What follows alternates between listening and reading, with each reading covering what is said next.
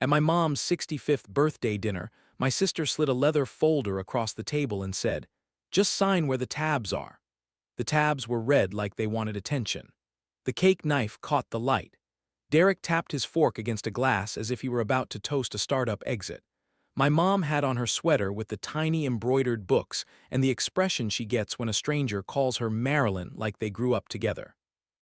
I opened the folder. First page, durable power of attorney. Second, quitclaim deed. In the middle, a home equity line draft with the house value already typed in and authorized users filled, Lena, DEREK. In the back, an acknowledgement that looked downloaded, commission number typed, not stamped, and the number had expired last month.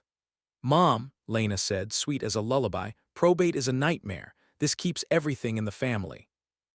"It's love just with paperwork." "I don't like feeling rushed," my mom said, and pushed her glasses up with the ring finger she never took the wedding band off of. Derek smiled with all his teeth. "We even found a mobile notary who can swing by tonight. 5 minutes tops, we made it easy." "I left my glasses in the hall," I said, and took the folder with me. I don't wear glasses. In the hallway, I took pictures of every page, corners. The typed commission number, the watermark they tried to crop off the deed cover but couldn't. My thumbs shook once and then stopped. I texted my aunt, "Do not sign, come now." Then the address, bubble bubble on my way. When I came back, I set the folder down and kept my voice small. "Revocable or irrevocable? Who's trustee? Which attorney drafted this? Where are the originals supposed to live?" "It's standard," Derek said. "We'll walk you through it." "I can walk," my mom said. The front door opened and my aunt stepped inside and called out. I knocked, even though she was already halfway to the dining room. Aunt Ruth has the posture of a clerk who has stood behind a counter for 40 years without letting her spine give up. Gray pixie cut that never moves. Canvas tote that reads asking me about notice requirements. She kissed my mom's cheek and sat in the chair my dad refinished the year I learned to drive. She asked for the folder and my sister handed it over like a child giving up a toy at the dentist. Ruth flipped straight to the last page. "Typed commission number," she said, mild as tea. "Expired last month." She tapped the top page with one fingernail. "And this quitclaim cover is a Holloway title sample." Footer cropped, watermark still waving at us. "That's dramatic," Lena said. Her smile was pulled tight like a bedsheet. "No one's signing anything tonight," Ruth said. She pulled out her phone, dialed the bank, and asked for the branch manager by his first name. "Mr. Patel? Hi, it's Ruth. I need a precaution placed on Marilyn Carter's profile. No new lines of credit, no beneficiary changes. Any large transfers require in-person verification with you." "She's fine, this is preventative. 10 a.m. tomorrow, wonderful." She hung up and called Holloway Title next. "Someone is floating your sample paper in a dining room on Oakview. I'll email screenshots. No action yet, just awareness." Derek stood up, chin forward. "You don't get to accuse us of crimes for doing estate planning." "No one used the word crime," Ruth said. "We're just not signing things we don't understand." Then she looked at me. "Evan, fire safe." I took the folder down the hall and put it in the metal box under my mom's bed with the passports and the photo of my dad at the county fair trying to eat the same cotton candy as my mom. When I came back, the cake looked colder and nobody looked at anybody. The mobile notary never arrived. At the door, Lena whispered, "This is why you're single," like it was a spell. Derek muttered, "Family helps family." My mom hugged me and smelled like cocoa powder and ivory soap and said into my shoulder, "I didn't like the tabs." I said, "Me neither." The next morning, the bank doors breathed us in and Mr. Patel came out with his sleeves rolled and set 3 chairs in a fishbowl office. He didn't talk over my mom. He asked, "Ms. Carter, what do you want to happen with your money?" She said, "I want to be asked." He printed a 1-page heightened verification form and slid it across. She signed. He said, "Let's add a passphrase, something you won't forget, and I'll place a note requiring in-person verification with me for anything big." My mom smiled to herself and said, "Bonsai." He typed bonsai. "We can't customize our security questions, but the passphrase note makes my staff stop and call before moving anything. If anyone calls in pretending to be you, it's a brick wall." We froze her credit at all 3 bureaus. He showed my mom the log out button like he was pointing out an emergency exit. She wrote log out on a sticky and slid it under her phone case. Aunt Ruth said, "We like boring," and Mr. Patel said, "Boring is undefeated." After the bank, we went to Ms. Alvarez, small office, quiet shoes, a fountain pen that wrote like butter. She didn't give a speech. She asked my mom what my mom wanted. I want to live here until I don't, my mom said. I want Evan to help if I forget how to add for a while. I want Ruth to be nosy. Ms. Alvarez nodded and said, we'll do a will and irrevocable trust with you as trustee today and Evan as successor later. A springing power of attorney that only activates with a doctor's letter. Co-agents Evan and Ruth must act together. Annual accounting to you, we go slow. My aunt said slow is cheap. Ms. Alvarez said slow is safe. The group text hit before we got home. Lena, I can't believe you let Evan kidnap your autonomy. Derek, interference with a lawful transaction is a crime. Lena, family is supposed to make life easier, not harder. Me, mom is okay. We met her banker, we're meeting an attorney. Please don't contact her bank. Derek, see you in court, bud. They posted a soft focus photo of my mom's porch with a quote about when control masquerades as love. 2 volunteers from church texted. 1 called. Aunt Ruth answered with her cat calming voice. Marilyn is fine. We're tidying. Thank you for caring. Thursday evening my mom set out lemon bars and asked to see everything. We sat at my dad's table. There's a thin spot in the varnish where you can feel the wood breathe if the light hits right. I spread the printouts in a tidy line. The typed acknowledgement with the expired commission. The HELOC draft with their names prefilled and no line for my mom. The DIY trust that gave them sole discretion and no requirement to show her anything. My mom didn't say abuse or evil. She tapped the edge of the HELOC page with 1 finger and said, no, in her librarian voice, like stamping due. Sunday after service, they tried the church parking lot. My mom stepped into the sun with a folded program and Lena met her halfway with a speech face. Mom, Evan is isolating you, she started. The bank forms he made you sign. My passphrase is bonsai, my mom said, raising her palm. That means you do not call my bank. Stop. Derek laughed without smiling. Brunch Tuesday, Dad's cousin's civil conversation. A notary may stop by. Aunt Ruth booked the next table under the name Molly. I packed a tiny projector in a sunglasses case. If we were going to do a show, we'd do a show. The brunch spot had plants hanging on chains and a chalkboard menu done by someone's cousin who should have used a ruler. Dad's cousins came in with church hair and denim jackets and appetites. We ate eggs that tasted like buttered clouds while Derek said legacy and flexibility and my sister patted the leather folder like it purred. A man arrived and said he was a mobile notary. Aunt Ruth asked for his commission card. He said, it's in the car. The manager came over, kind but firm, and said, we don't allow document signings or filming at the tables. House policy. The man left, slow as a balloon losing air. You're out of line, Derek hissed. Get in line, Aunt Ruth said, not looking up from her coffee.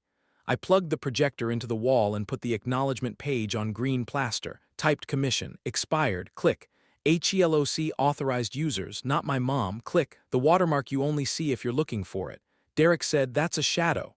The cousins squinted. A fork chimed like a tiny bell.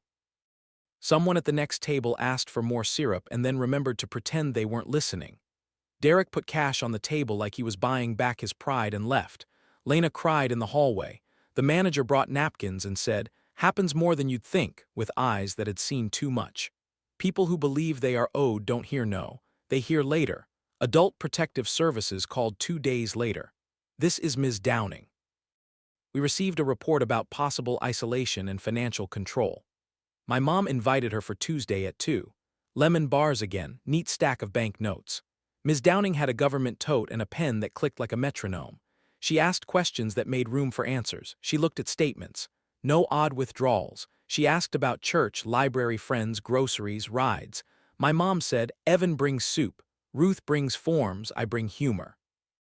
Ms. Downing smiled and said, that's a good distribution, and left a card. 2 weeks, she said. I'll call you, spam calls started.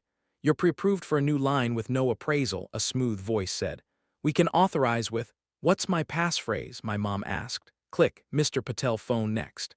We had a caller attempt beneficiary changes. They didn't know the passphrase. We halted, logged, and I'm calling you like we agreed. I'll call if anything else pings. We turned on informed delivery for my mom's mail and watched for change of address letters like hawks. We set fraud alerts with all 3 bureaus. We turned on text and email alerts for transfers over a number my mom chose herself. Where the bank allowed it, we listed Aunt Ruth as a trusted contact, not someone who can move money, just someone the bank can call if something smells wrong. Boring things. Strong things. Ms. Alvarez drafted real papers. Will. Revocable trust with my mom as trustee today and me as successor later. Springing power of attorney that wakes up only with a doctor's letter. Co-agents. Together or not at all. Annual accounting. Healthcare proxy with my mom's friend April from the library as backup. The notary who came to the signing had a laminated card and a copper seal that left an honest dent. After hours, notarizations are legal here. The difference is doing it right. We had tea. The pen glided like a skate on a hard pond. The air felt level. 2 days later, Derek and Lena arrived with a contractor and a camera, tripods, a clipboard with a blank signature line. It was 92 degrees and the contractor's shirt clung to his back. Before shots, Derek said. Sweat equity improvements, Lena added. The contractor, his name was Roy, looked at his boots like they had instructions written on them. Work order, I asked. Owner approval, Roy asked, quiet. I do not authorize work today, my mom said from behind the screen door. Her sweater pattern of tiny books made a ghost grid across the mesh. I have not read anything. Aunt Ruth called the non-emergency line. A patrol car rolled up. The officer had the face of a man who once refereed a fight over a lawn mower. He didn't adjudicate liens, he did property lines. This is a civil matter, he said. Leave the porch. Don't begin work without written permission from the owner. If you don't leave when asked, that's trespass. Roy mouthed sorry and left. Derek said words like malfeasance and tortious into the hot air and then left too. At 12:19 a.m. My office got an email titled Concern about employee ethics with words like exploitation and elder, and a screenshot of Wikipedia's fiduciary duty. HR asked me to bring context. I brought a folder. The APS card with the case number. Mr. Patel's note about the passphrase. A printout of Ms. Alvarez's springing POA summary. A photo of the expired commission projected above seasonal fruit bowl $9. The HR director rubbed his eyes and said, I hate that I recognize this pattern, handed me a sandwich gift card, and told me to take a walk. Derek formed an LLC that rhymed with my mom's last name and tried to open a checking account with a DBA that sounded like he represented her. Mr. Patel flagged it and called us. Ms. Alvarez sent a letter with 3 footnotes that began in the interest of avoiding further escalation and used the words confusing and cease. Derek voluntarily dissolved within a week. Lena pivoted soft, a plant on the porch, a magazine, a grocery store cake with a blue frosting rose. She'd ring and run. The porch camera caught the way her finger left a print on the plastic dome. She texted me a photo of the plant and wrote she likes begonias. I wrote please stop leaving uninvited items. She wrote love is inconvenient. I wrote boundaries aren't and sent the porch video of the cake being undelivered. The porch went quiet. Dad's side announced the summer picnic at the park. Red coolers, damp kids, a portable speaker that plays old pop and makes uncles say that was real music. Lena and Derek RSVP'd with exclamation points. Crowds are oxygen for some people. I made potato salad. My mom slipped a tiny jar of paprika in her purse so she could fix the top if the foil smudged it. Ruth slid documents into her tote, not to wave, just to have. After hot dogs, Lena tapped a plastic cup with a spoon. The ping cut the park in half. I just want to say, she began, voice trembling on purpose, we've been worried about Mom. Some people have taken decisions out of her hands. That is what Dad would have wanted. Dad's cousin Joe, who argued about lawn mowers with Dad for 30 years and loved him the whole time, said, What is this, Lena? Lena said flexibility and love and probate and raised a photocopy like a verse. Derek filmed. The kids' soccer ball rolled to a stop. The speaker lost its nerve. Ruth didn't interrupt. She waited. Then she laid paper on the picnic table like you lay cards in a friendly game. The typed acknowledgement with the expired commission. The email from Holloway title confirming someone tried to schedule a remote close using their sample cover sheet. Mr. Patel's note about the passphrase and in-person verification. The APS card with the case number. Ms. Alvarez's one-page springing POA summary, co-agents, doctor letter, annual accounting. She didn't say fraud. She said, here, what actually happened, and let paper do verbs. Lena reached for the stack. Joe set his hand on it first. No, he said. The flies hesitated. Derek said defamation into his phone and Joe told him to put the phone down, and he did because people act different when a crowd full of their own last name watches. They left early. Their cooler scraped gravel like a zipper fighting a too small suitcase. Fewer texts after that, not none. Fewer. An email of bullet points with malfeasance spelled correctly because he pasted it. A voicemail from Lena that said, I miss my family. 2 weeks later another that said, I deserve access. A month later a third that was just breath and ice clinking in a glass. We signed my mom's real documents with Ms. Alvarez in early fall. The notary said big day. My mom said small day done right. We put the originals in Ms. Alvarez's fireproof cabinet, copies in my mom's blue folder in her firebox, and a PDF in an encrypted vault with a password that made my mom giggle. I will forget it, she said. That's why we write. A letter arrived addressed to Marilyn Carter Co. Carter Legacy, LLC, which is not a thing. Inside was a proposal that she contribute $60,000 to a flex fund for renovations and opportunities, with Derek as project manager. The letterhead looked like Canva taught a toddler business. Ms. Alvarez replied on paper with weight. Her letter made a sound when you set it down. No reply. Our mailman has walked this route since I was a teenager. He told me Lena waited by the box one afternoon and asked if there was anything from the bank. He told her mail is private, and then told me on my porch with a face that said he wished the world still made as much sense as the route map in his head. We gave him a cold bottle of water and cake and foil like the old days. Winds came quiet. At the pharmacy, the clerk asked my mom if she wanted to keep her card on file. No, she said. I like handing it over and taking it back. She tapped her wallet twice like knocking on wood. Wednesdays, April from the library started brown bag lunches. 5 retired women and 2 men who take notes like they plan to audit City Hall. They traded checklists for what to put where. April brought a sheet of passwords in a font as big as a Sunday headline. Ruth laughed and said, Don't actually do that, but it's adorable. My mom wrote emergency contacts on an index card and taped it inside her pantry door. I'll forget it's there, she said. Then I'll find it, that will be a good day. September smelled like cut grass and school supplies. My mom signed up for water aerobics. She came home smelling like chlorine and told me about a man who whispered cannonball every time before he did one. She planted basil, killed one, kept one. That's the ratio, she said. One afternoon I found her sorting recipes at the table. Holiday, she said tap. Weeknight, she said tap. For when I miss your father, she said tap. The sun found the thin spot in the varnish and turned it to honey. We still had the porch camera. Once a week a car we knew rolled by. Once it stopped. Lena stepped out, set down a grocery store cake, stared at the doorbell like it might tell her a better story, touched the plastic dome, picked the cake back up and left. We watched the clip without commentary the way you watch weather. A few days before Thanksgiving, Derek sent an email that wanted applause. We're done trying to help, he wrote.